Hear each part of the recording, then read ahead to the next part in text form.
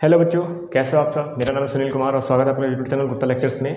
तो बच्चों, अब हम अगले टॉपिक को स्टार्ट करने वाले, जो हमने फिजिक्स में चैप्टर 1 में स्टार्ट किया था हमने अब तक 3 से 4 वीडियो अपलोड कर दिए। एक एक टॉपिक को हमने स्टार्ट किया था, एक एक टॉपिक को हमने डीपली समझा है। अब हम स्टार्ट करने वाले नेक्स्ट टॉपिक आपका चैप्टर नंबर 1 का, electric field due two point charge.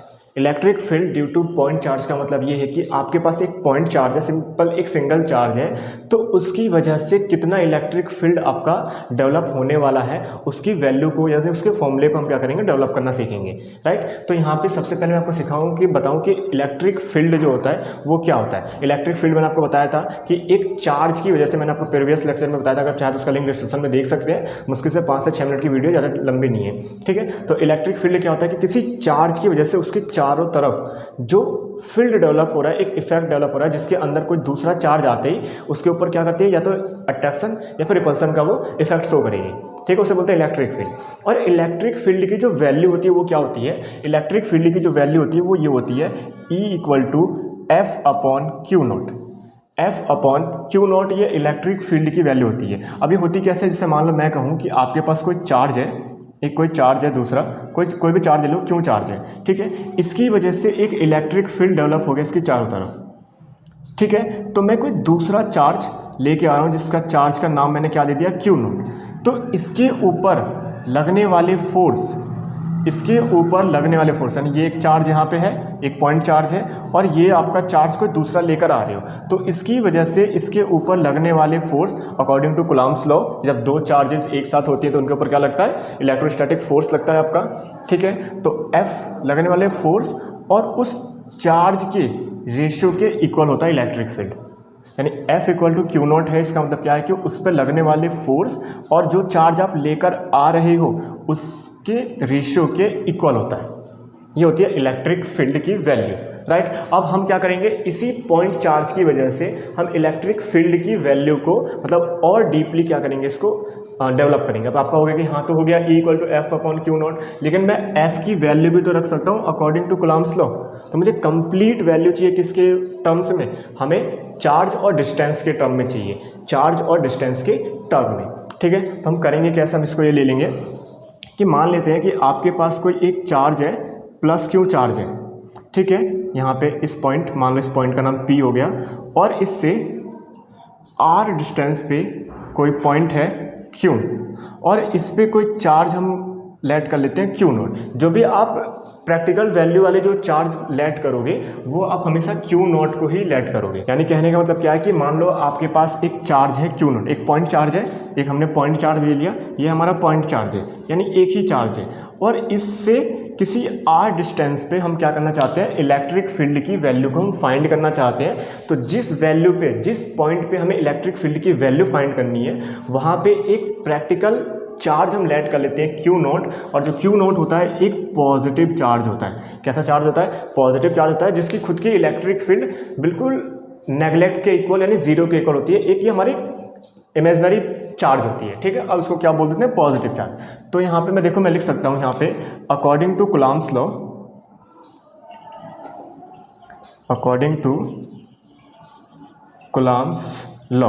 Coulomb's law क्या कहते हैं कि अगर आपके पास कोई दो चार्ज है और किसी डिस्टेंस पे रखे हुए हैं, तो उनके बीच में लगने वाले इलेक्ट्रोस्टैटिक फोर्स क्या होता है, F=1/4πε0 Q1 Q2। तो Q1 क्या है यहाँ पे Q, और Q2 क्या है यहाँ पे Q0, और अपॉन में क्या होता है R² यानी डिस्टेंस के स्क्वायर के। तो ये वैल्यू आ जाएगी, हम इसको लिख सकते हैं क्या, इक्वेशन नंबर 1। राइट। क्या कहा मैंने, देखो यहाँ पे हमें क्या करना है, एक पॉइंट चार्ज की हेल्प से, कि एक पॉइंट चार्ज है तो उसकी वजह से कितना इलेक्ट्रिक फील्ड आपका डेवलप हो रहा है, उसके फॉर्मूले को हमें डेवलप करना है, उसके फॉर्मूले को हमें फाइंड करना है। तो जो नॉर्मल होता है वो ये होता है, E=F/Q0। ठीक है, यानी उसके ऊपर लगने वाले फोर्स और उस चार्ज के रेशियो के इक्वल होता है। ठीक है, लेकिन हमें कंप्लीट फाइंड करना है अकॉर्डिंग टू कूलम्ब्स लॉ लगाकर। यहाँ पे देख सकते हैं कि एक Q है, एक चार्ज है, इससे R डिस्टेंस पे Q पर कोई हमें इलेक्ट्रिक फील्ड, हमें क्या करना है, E को डेवलप करना है, E की वैल्यू को हमें फाइंड करना है। तो हम यहाँ पे एक चार्ज मान लेंगे Q0, जो एक प्रैक्टिकल चार्ज होता है, जो क्या होता है, एक प्रैक्टिकल चार्ज होता है, जो खुद की जो इसकी चार्ज होती है वो कैसे होती है, पॉजिटिव, और इसका इलेक्ट्रिक फील्ड कैसा होता है, लगभग 0 के इक्वल होता है, 0 मान लेते हैं, ठीक है। यानी इससे कोई इफेक्ट नहीं पड़ता, इफेक्ट किसका हो रहा है, पॉइंट चार्ज का।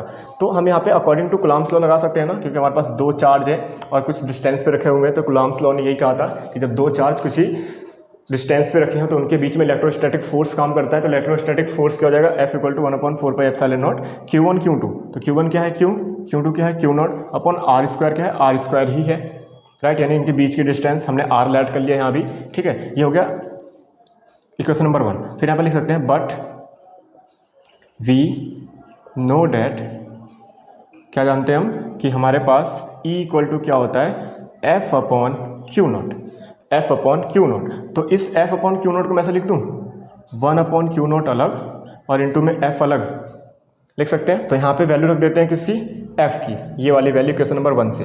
तो ये आ जाएगा आपका 1/Q0 = 1/4πε0 Q0/r², राइट। Q0 से Q0 कैंसिल, तो फॉर्मूला क्या बच गया आपका, ये आ गया आपका E = 1/4πε0 Q/r² into Q/r²।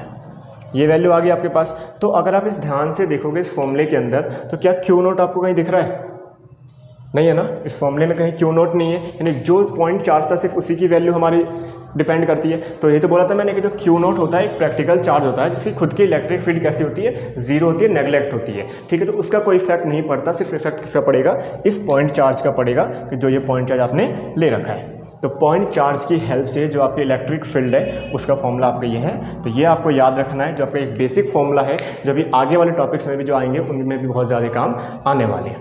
Okay बच्चों, तो ये था आज का टॉपिक। तो अब नेक्स्ट बात करेंगे नेक्स्ट वीडियो में। तो बच्चों अगर आपको वीडियो पसंद है तो वीडियो को लाइक जरूर करना, और अभी चैनल पर नए हैं तो चैनल को सब्सक्राइब करना मत भूलना, जिससे हमारी वीडियो अपलोड होते ही तुरंत आपको मिल सके। थैंक यू बच्चों।